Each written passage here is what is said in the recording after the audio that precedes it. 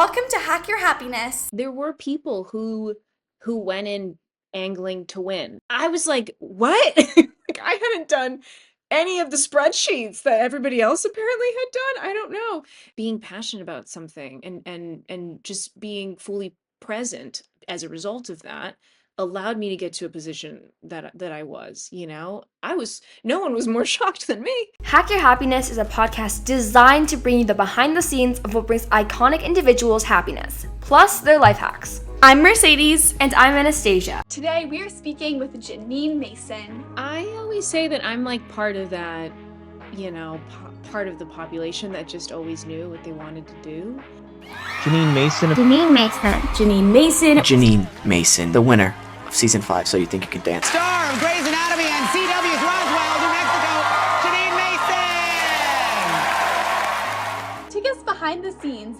What was your experience like on the show, and what would you say is like your greatest learning? Okay, my experience on the show was wonderful, and How do you manage not letting the opinions of others define your own sense of self-worth? you know what it is? Like at the end of the day, I would rather go to bed knowing that I'm honoring myself. Top 3 tips for not allowing others to define their self-worth. You gotta have your pillars. Welcome to Hack Your Happiness. Welcome, Jeanine. Hi, thanks for having me, guys. Thank you. We are so thrilled, both of us, to have you with us here today on Hack Your Happiness. You're an experienced dancer, an actress. So what led you to initially take an interest in dance and acting? Yeah, I always say that I'm like part of that, part of the population that just always knew what they wanted to do.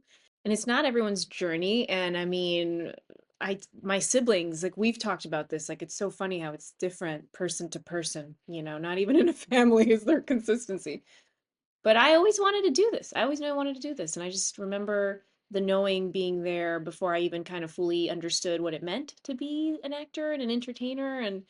I just remember there always being like a knowing and always being really excited about training and just learning and consuming it. To this day, it's like I'm still just really obsessed with it. I love it. I feel like all my free time with learning more about the things that I do and the world I get to work in. That's so amazing. I think everyone needs that type of thing that, you're so passionate about. And I think that's so amazing and so interesting how so many people are just kind of born with knowing what they want in life and what they aspire to do. And everyone has differently, even if you're in the same family. I think that's so And cool. what I really love about your story, Jeanine, is like how you pursued your true passion. Because I think Yeah. sometimes, especially when it's creative facets like dance or acting or theater, we can kind of get pushed onto a traditional trajectory, Yeah. and that's never going to give us the type of happiness and satisfaction and fulfillment that our true passions do. And so I really love that because you're so successful in those fields, and I think that's important for us all to know. If our episodes help you hack your happiness and find a small bit of happiness in every day, be sure to share this episode with a teen in your life or anyone in your life who could use a small bit of happiness, as well as shop our happiness wellness products to bring a small bit of happiness to your home, linked in the description. Oh, thank you. That's so sweet of you guys. I do agree with you totally. I always tell people, even if you don't necessarily think you want to make like a career out of your passions, like find a way, make it your mission to find a way to include it in your life. I love meeting people who have, I'm using air quotes here because I'm a weird actor person, but like a normal job, like a non performance job, I guess, and that they still find ways to be like super involved in their passions outside of work. I'm like, there's a lot of time. I know it's 9 to 5, but there's a lot of time in that 5 to 9 to engage in the things that you love. So I love telling people that too. Like, if it's something that you're like, I love performance, I don't see myself being able to like be on a stage or on a television show and like I'm on a sound stage and there's 200 people staring at me and they're like, go, go, go. I mean, there's still a way to like do classes and like be in community with the things that make you happy. That should be a priority. I see it make like all the difference in so many people's lives. I love that. I think that trying to make time no matter what you love, because I think there's more time for our passions than we give credit for, and we can oftentimes come up with excuses like, "Oh, there's not enough time." But if you really love something and you really want to pursue it, you need to make time. 100%. And you've achieved some amazing things on your journey, but I'm sure that you've been through also multiple challenges. What do you think your greatest challenge has been, and how did you overcome this?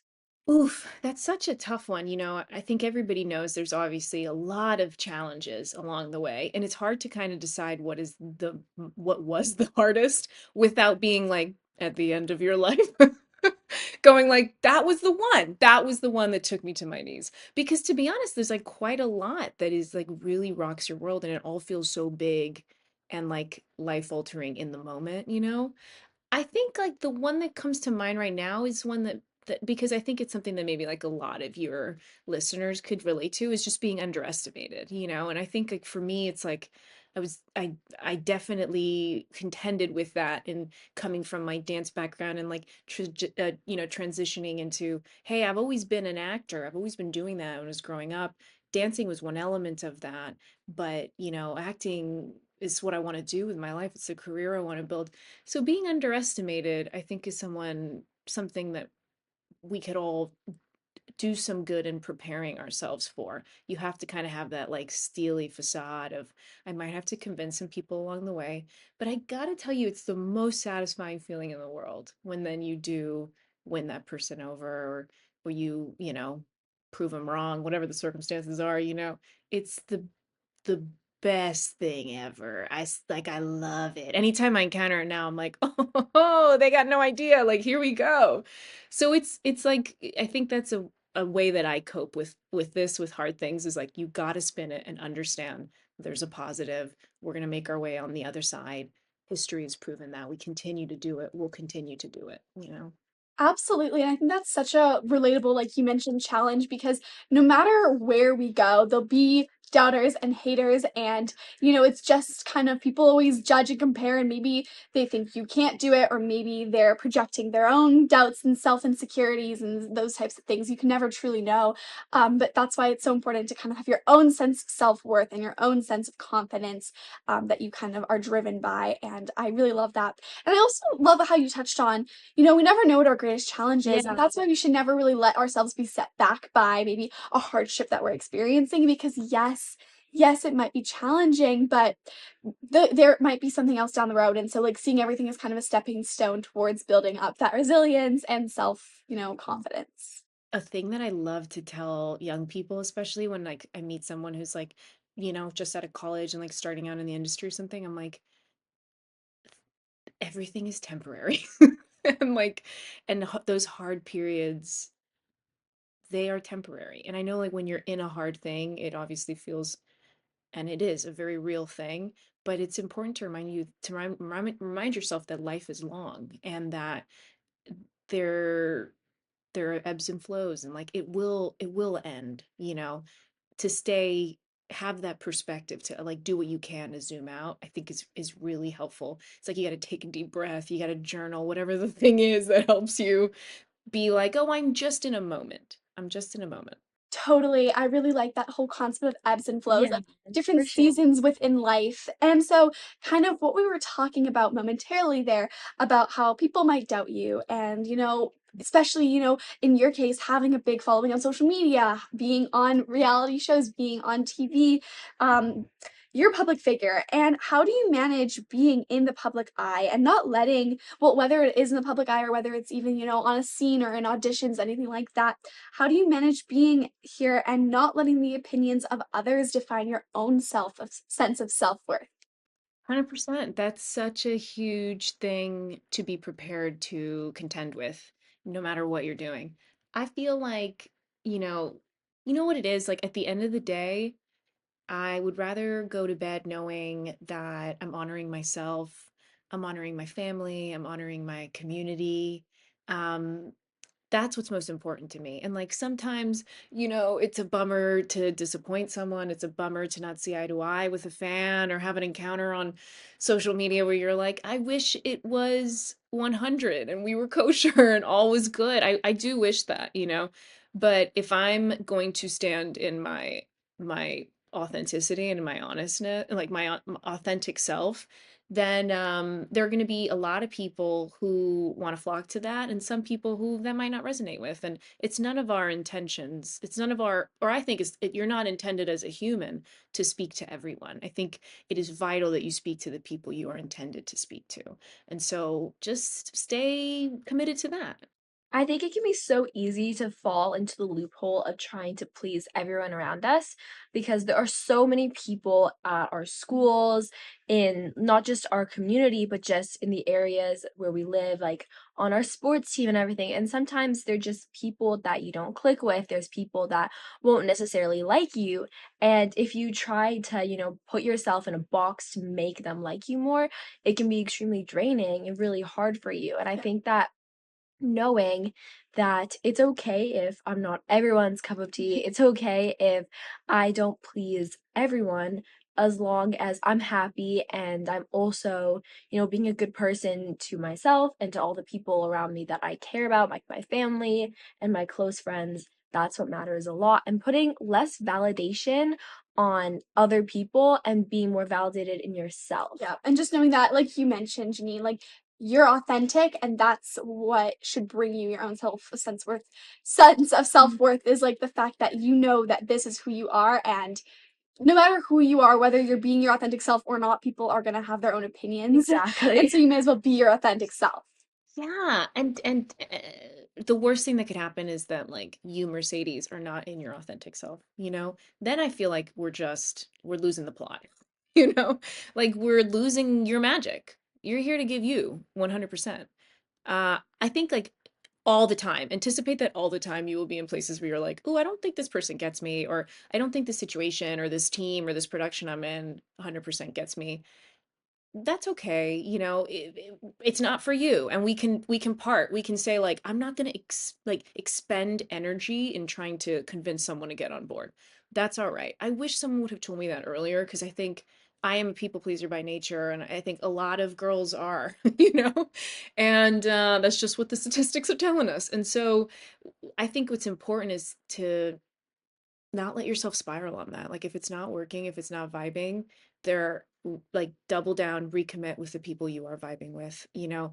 Don't expend that energy. You're too vibrant and wonderful. Let's channel it to where it needs to be. And hey, that person can come around, that situation can come around, but we don't need it to be like leeching us, you know. No, for sure. I think that those situations can take such a toll on us because they're so Yeah. draining. And it's like, I don't know what to do because this person doesn't like me for me being who I am. So, do I either change who I am to like make them like me more?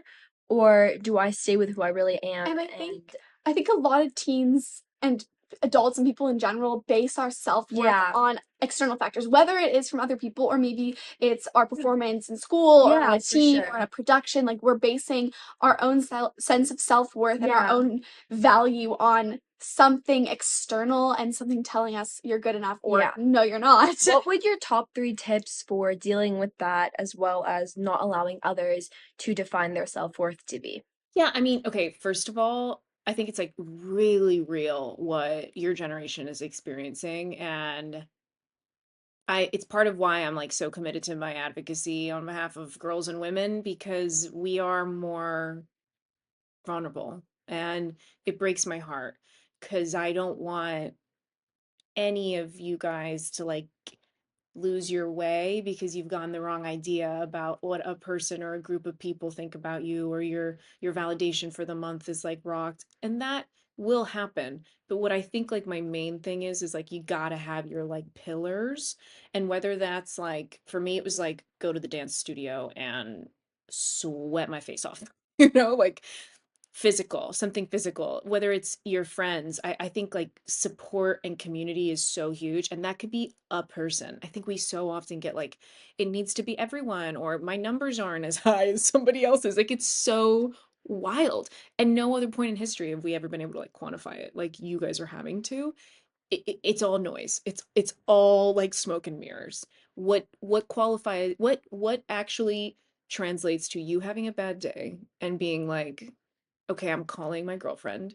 Okay, she's busy. I'm gonna call my mom. I'm gonna call my sister. Like that I have these five people, 3 to 5 people, one person maybe, that are going to remind me who I am and what the narrative is. And like, that is what's that, oh my God, the like value you will get off of that, like being in college suddenly and like having a whole new world and environment, but having that kind of structure and scaffolding in your people and community. I'm so excited for that, for you. I think that's my main one. You got to grow the community and it could be teeny tiny. It's true. We don't need to Yeah. have a enormous group of friends. We don't need to have an enormous family life. It's Mhm. great if you do have that, but not everyone No, does. for sure. And that does not define, again, your sense of self-worth. And when you realize that you are so much more than a number, or you are so much more than, any given activity that you do, or award that you may or may not get, recognition, what someone thinks of you, is that you truly have those foundational relationships with people Yeah. who know who you are And and I think like it's also appreciate you for who I you think it's are. also good to think of our friends, or at least our close friends. It's great to have a lot of people to talk to, because that can kind of diversify like all the things you're talking about, and that can be fun. But making sure that you're choosing some quality people in your life, because I know it can be fun to think and go for a really big friend group and become friends with everyone. But in the end, you only have so much energy, so you can't create those really strong and meaningful relationships with those people and then create that level of trust. And also what I think what you said, Jeanine, about not only having really strong relationships, but also or relationship, but also like you said, like having something that you know that you love and brings you happiness, like going to the gym, dancing, doing something that Mhm.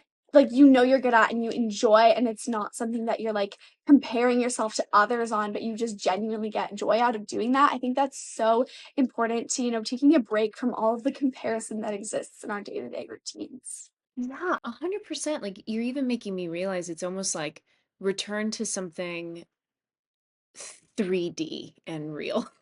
Real. Like going to the gym or going to do your sport or your hobby and immersing yourself in that and like immediately seeing the fruit of your labor, whether it's like, wow, the endorphins, or, I love knitting. I'm like a huge crafter. I started doing that in my 20s and now I'm like obsessed. I wish I would have done this earlier.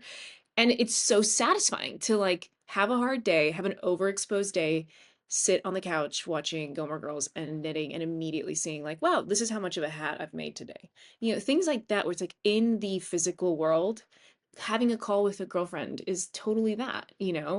Um just yeah, it's like sometimes we do need to just yeah, it's like touch grass. It's like that whole thing, but it's like just return to something where like immediately you can have the gratification of connection, whether it's like going more deeply into yourself or with some other person. I think that that is like a very healthy way of touching grass in the 3D real world when we're too overexposed online. I love that so much, and I love embroidery. Like I think it's so fun to have something like that's so tangible, and then you can see, oh, I did this much today, and then I do like seasonal ones. I did like a pumpkin a while back, and now I'm doing like a Christmas present. So it's a really fun way to like then like track your progress and stuff. I think having something physical is so important. Oh my God, you're inspiring me. I've always wanted to do embroidery. So now I'm taking this as my sign. I'm going to start embroidery tomorrow. Just in time for, the seasons change and all types of Exactly. fun new embroidery designs. And so on kind of another note, in regards to your passion for dance that you've had from a young age, you won season 5 of the So You Think You Can Dance, which is incredible. Anastasia and I are big fans of that show. Oh, amazing. I love that. So take us behind the scenes. What was your experience like on the show, and what would you say is like your greatest learning? Ooh, that's really great. Okay, my experience on the show was wonderful and wholly life-changing, like truly life-changing. I had just graduated high school. I found out I was on the show when I was in my senior year of high school. And then 4 days after I like walked the stage of graduation, I was on a plane to Los Angeles. And my family and I we did not have much time for television. I was like always in the dance studio, my siblings and I, and like that was the one show we watched every week. That and Gossip Girl. The shows we watched every week. And so it felt like jumping into the TV screen. It was like the most surreal thing off the top. And I was just so excited, and I was so excited and having such a good time that I just was giving it 100. I never thought in a million years I would win. I just was so jazzed that I was like, I'm gonna do everything I possibly can, like to contribute to this cool show with such a beautiful legacy in whatever tiny way I can. It really, it was that pure. And it got me to a place I never thought I'd be on that show. And yeah, I mean, in terms of learning, like what was the learning I took away from it? Man, I mean, guys, it's just too much with that job because it was the first one. So it was like my introduction to the industry, to professional life, really, and work, to television, to being on a television set and like understanding camera and equipment and the amount of artists and artisans it takes to do that, to produce a half hour of television, let alone it was like 4 hours a week at that time or something. It was crazy. It gave me everything in my foundation and lifelong friendships and it's still like I've obviously gonna be a part of some really cool shows, but like nothing hits better for me than meeting a So You Think You Can Dance fan out in the wild when they're like, I voted for you on So You Can Dance. I'm like, oh my God, come in here. I love you. Like that they knew me at baby me and like supported me at baby me. That's beyond anything. I love that so Oh, that is such much. an endearing story. I really, really love how, you were just so passionate. And I think this goes to show that, like, you just need to love what you do. And that is what Yes. drives success and fulfillment. And, like, you loved the dancing, you loved the whole experience And I of love it. how you didn't get too stressed to win. Like, you didn't go into the mindset of, oh, I'm here to win. I'm so, like, I need to win. And you kind of, like, made it all about that. But instead, you were just excited about the experience itself. And it kind of goes back to what we're talking about with self-worth. Exactly. If you were not basing, from what it seems like and the story that you just shared, like you were not basing your self-worth on whether you walked Yeah, away with a win or not. You were basing it on the experience and the self-fulfilling feelings that you were experiencing. exactly. Oh my God, 100%. And now when I think about it, I'm like, there were people who went in angling to win and they were trying to sort of anticipate, on that show, as you guys know, it's like 1 year a ballroom dancer will win, 1 year a hip hopper will win. Like they were like, well, okay, maybe it could be me because 2 seasons ago it was this and if I got and last season when someone had a dance choreographed by this person, then they had this sort of, I was like, what? Like I hadn't done any of the spreadsheets that everybody else apparently had done. I don't know. It yeah, I just agree with you. I think like just being passionate about something and just being fully present as a result of that allowed me to get to a position that I was, no one was more shocked than me. That's for sure. Oh, that's such a pure and wonderful Yeah, experience. 100%. But training and dancing can definitely be draining at times, and it can take a toll on your happiness and calmness. Do you ever experience these feelings? And how did you cope with the stress and the pressure while being on So You Think You Can Dance? Did you experience Yeah. those types of feelings while on the show?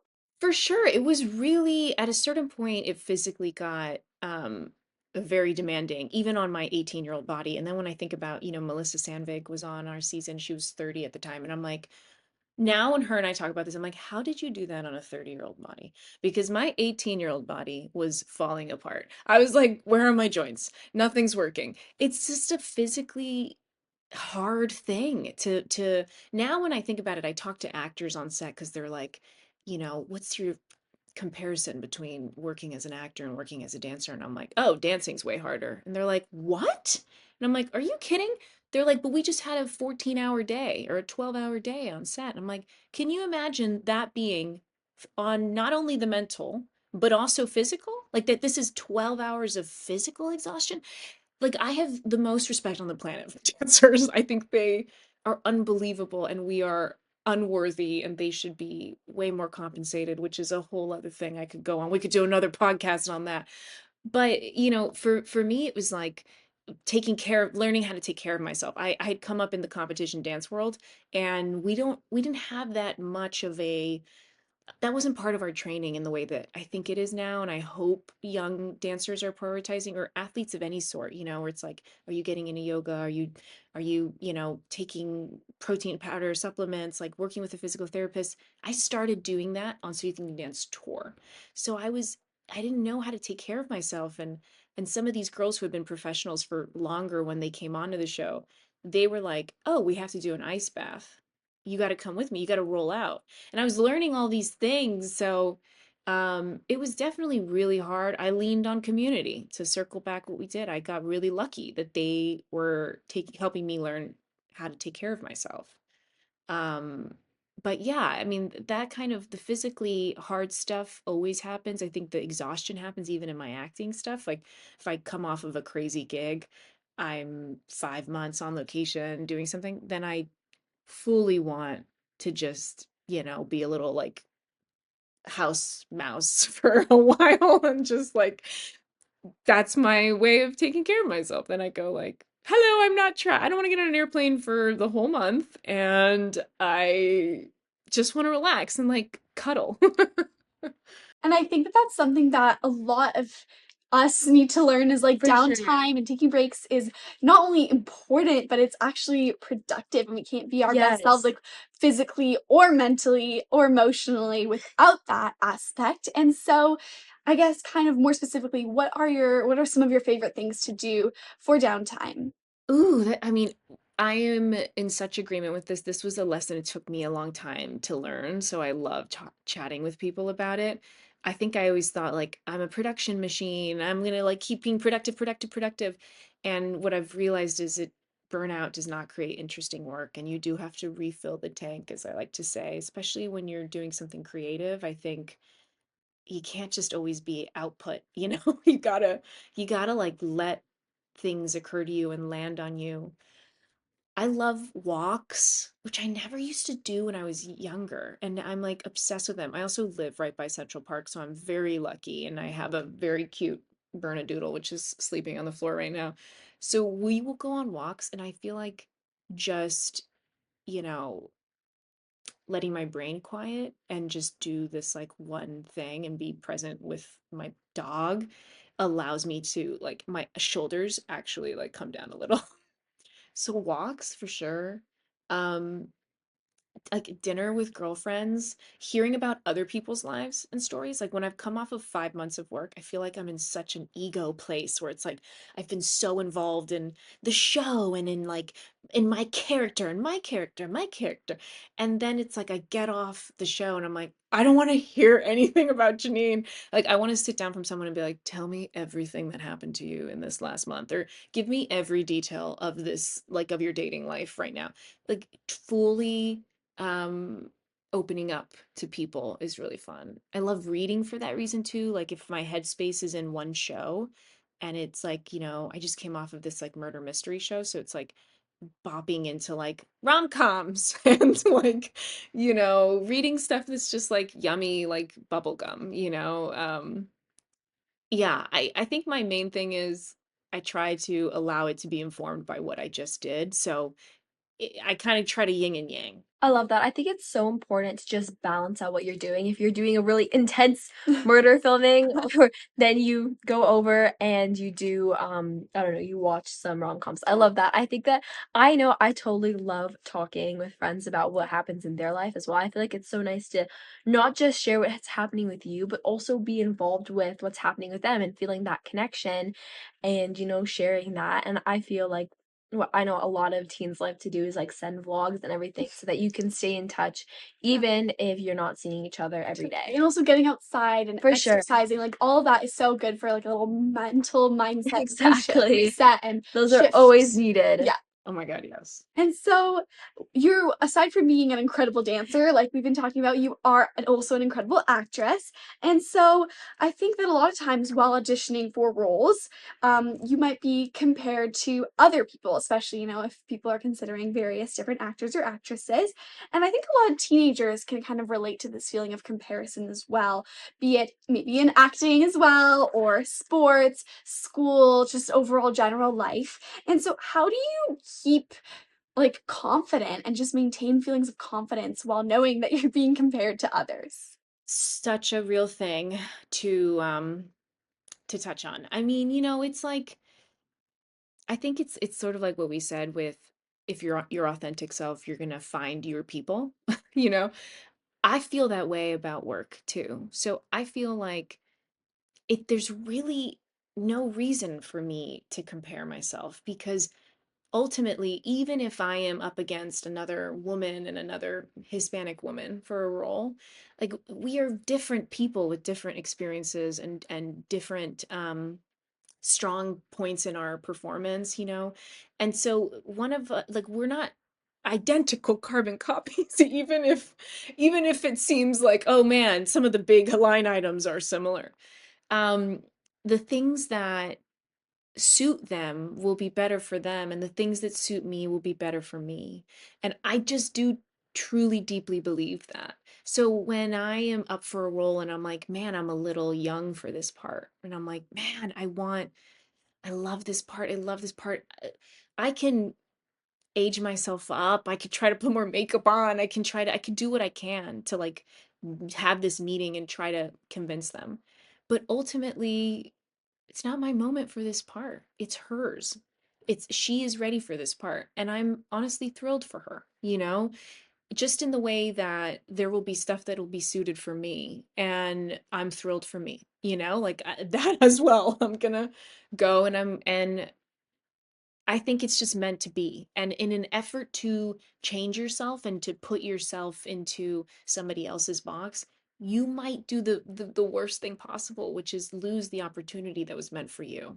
So I think it's just better to approach every opportunity to go, listen, all I can do is present this character through the vessel of Jeanine, and either they want that or they don't. And we can, of course, make tweaks and things like that, sure, in performance, but it's always going to be through the vessel of Jeanine. I'm jazzed about what this character will be like through the vessel of Jeanine, but it might not ultimately work for the show, and that's okay. I do really believe there's plenty for everybody, and your thing is coming, and you just have to be ready for that and not, in the meantime, eliminate yourself from being available for the thing meant for you. I love that so much, and I think that viewing it as a way that if another person wins, it's not your loss because it just wasn't meant for you. Exactly, and there's gonna be times when you want other people to be happy for you rather than always, trying to one up you. I think that that is such a great way to build healthier relationships with other people rather than always Yeah, competing and and always I love the comparing. mantra of everything happens for a reason, and there's a reason that maybe you didn't get the role. Maybe it's a reason you didn't make the team. Maybe it's a reason that You didn't get accepted into a certain school. exactly. There are things that always happen, and it's for the best. Exactly. I do really believe that. And I know some people struggle with that, but I guess like what I can tell you being like further down the line, like I've done the period of life that you guys are in now, and I promise you, like no one decision is gonna make or break something. Like it's meant to be. Like if you think, oh my God, I didn't get into the school, babe, I promise you, you are gonna be fine. And your path is still there for you, regardless of what school you go to get there. I promise you. Yeah, my dad used to say this to me when I was like competing, yeah, when I was young and competing and against all these like wonderful dancers and I remember him being like, I must have said something to him like, oh God, I hope they don't like nail it, like their dance. And he was like, whoa, what? I'm like, no. And he's like, absolutely not, Jeanine. Like, what your energy is better spent on is hoping that they absolutely nail it. Hoping that every single girl you're competing against tonight does their best performance.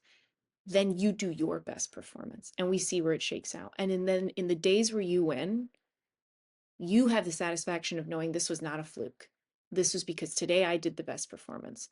And there's some days where it's like, you know what? She beat me, and that's great. But that it be fair, I think that is that same feeling of like, it's going to come for you what is intended. What's best is to know that everybody else too, like we're all in this together and there's enough for everyone. I love that. I think that piece of advice is so impactful, and to know that just hoping the best for other people doesn't take away the best from you. Mhm. And in the end, when you do win, then you're gonna know that you actually won, and it's not because someone else didn't do as well, it's because you genuinely did the best you could, and everyone else saw that as well and said, "That's the best." Exactly.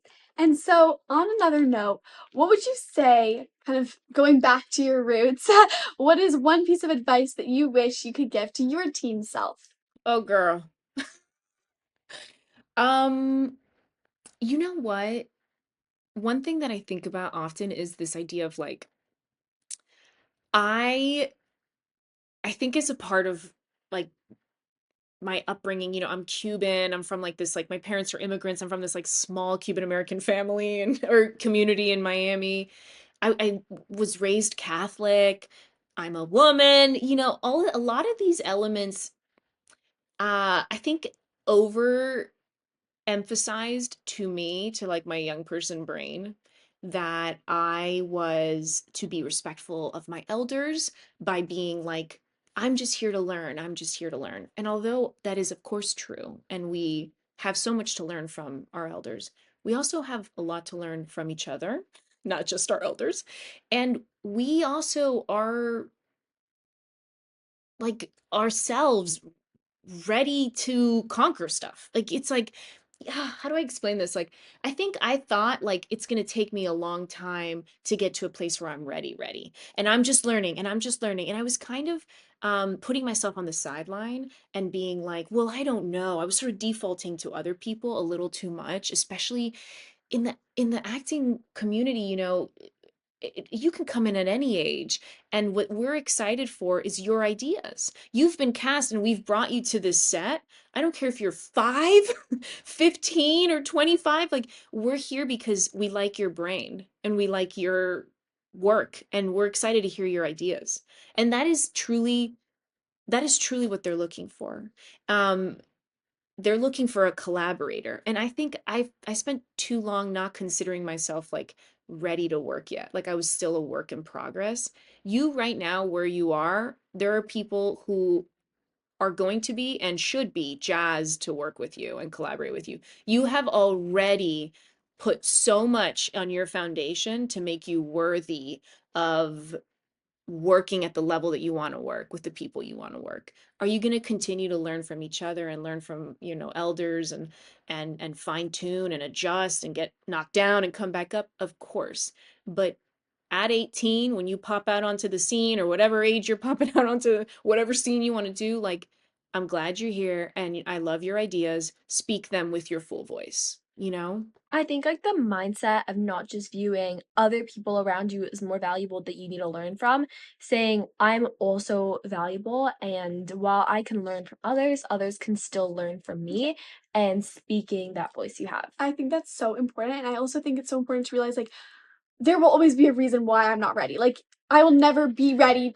Maybe I don't have the degree or I want, or maybe I'm not old enough, or maybe I haven't surpassed a certain milestone. Like, there's always going to be a reason why you can't, but you have to focus on all the reasons why you totally and absolutely can. And so I think that that's something we all need to shift our mindsets to. 100%. Oh my God, I feel like you two just beautifully articulated what I was trying to dance around there. That is exactly it. Like it's like you're ready, you're ready, and it's like circling back to that same conversation of like there's no point in hiding or dimming your light. Like come on out. We're ready and we're excited and you have every reason to be here and you've earned it. 100%. 100%. So do you do something every day that brings you a small bit of happiness? And if so, what do you do? Oh, okay. I'm obsessed with this because I did this book years ago called The Artist Way, which is a really fun book. If listeners aren't aware, it sort of takes you through a bunch of prompts and like helps you learn about yourself a lot. It helped me realize that I loved knitting so much and I love crafting. I love like giving people handmade things. Like I like being a little maker and a little creative brain like that. It also made me realize that I love cozy things. Like I love a cup of tea. I love like a fuzzy blanket, a really good sweater. And so now I've learned like what are the things that make me feel cozy. They bring so much joy to me. So I try to include cozy things in every day, whether it's just like, okay, I'm going to definitely have my tea today or, you know, watch a show that like makes me happy. Or oh, I also love stationery and like writing cards. So I'll like write a card to a sibling, or like pick up a postcard. If I'm like in a city filming, I'll always grab postcards, because then I love going home and like, even my niece who's 5 and probably I think she likes these now actually. I'll send her a postcard and just be like, "Hi, love you." Things like that.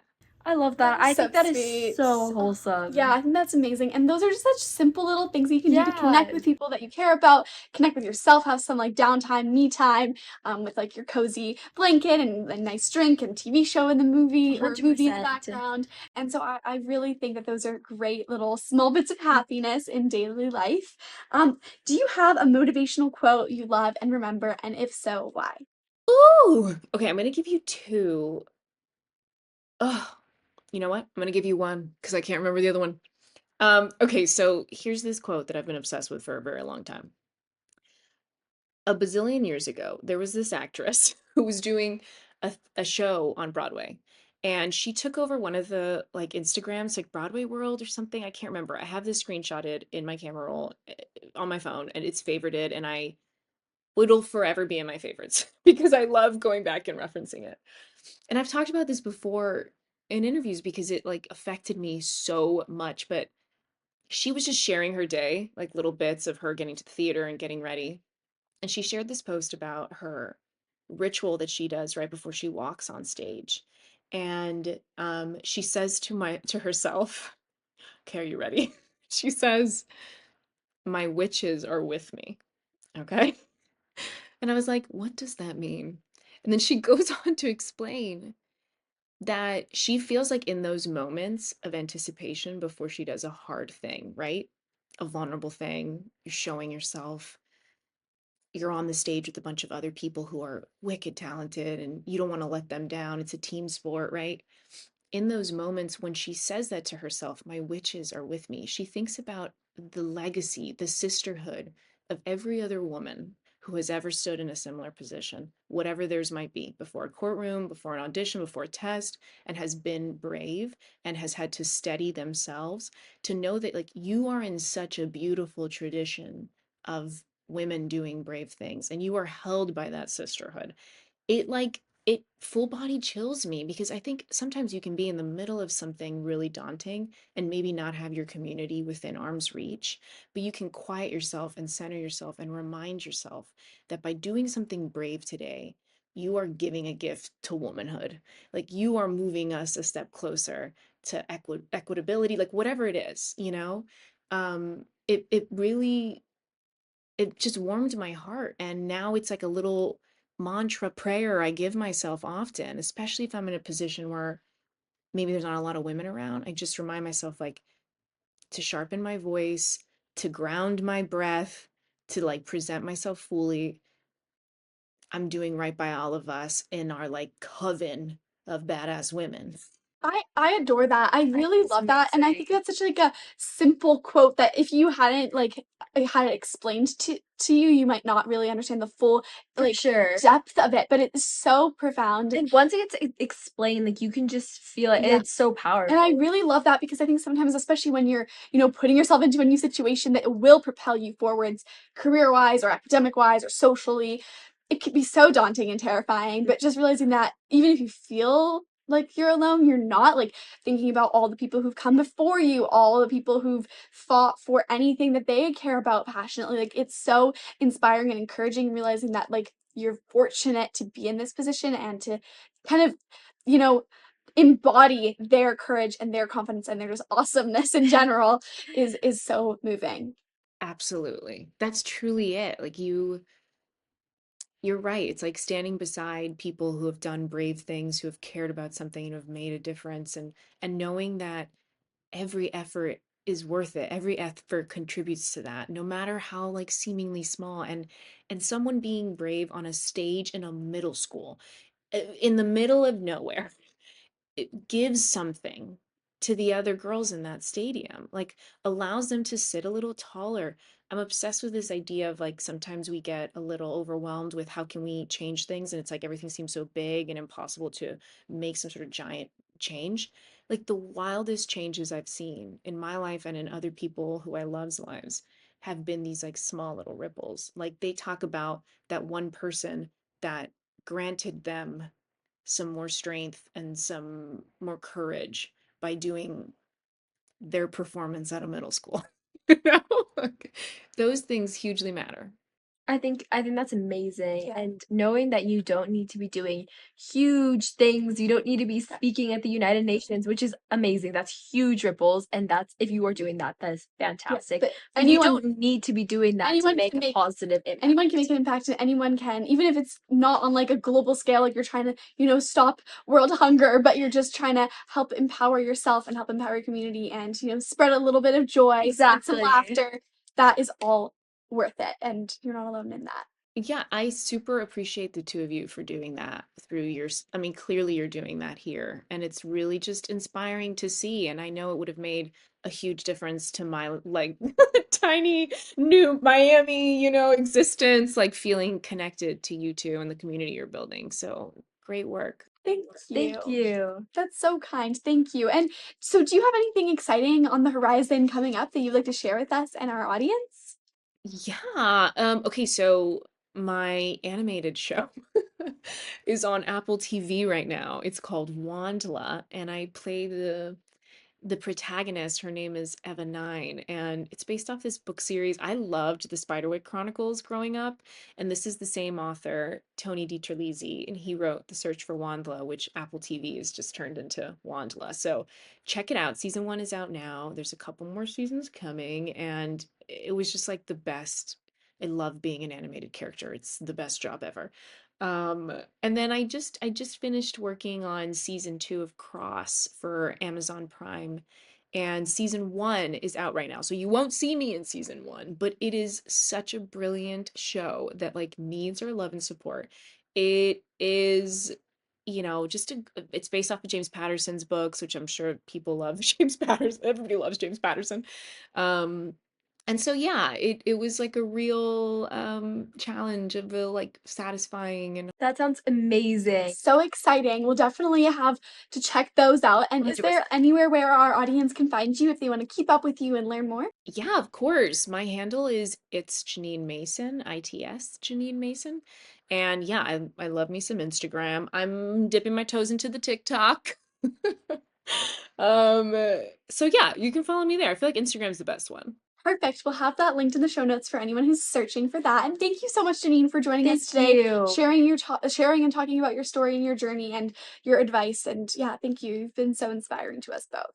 Oh, you guys have been inspiring to me. I'm so proud of you and happy for you. And thank you for having me. Thank you so much for listening to this week's episode of Hack Your Happiness, and thank you so much to Jeanine for joining us today. She is so inspiring, and I absolutely loved hearing about how she's been following her passion for dance and acting from such a young age. Anastasia, what is your biggest takeaway from today? I think my biggest takeaway is that there's room for everyone in an industry, and what's really going to help you find success is just genuinely being passionate about something, and you don't have to make everything a competition, and just being purely passionate and excited about something is enough. What about you, Mercedes? Absolutely. And one of my biggest takeaways from Jeanine today is just the fact that, you know, celebrate other people's wins and also celebrate your own wins and find, you know, self-fulfillment and self-worth in the fact that you know when you have achieved something, you deserve it, because everyone puts their best foot forward, and you hope you're not preying on someone else's downfall in order for you to succeed. You are just putting your best foot forward and focusing on just being your best self. If you enjoyed this week's episode, please leave us a 5-star review from wherever you're listening. It really helps us out, and we really appreciate it.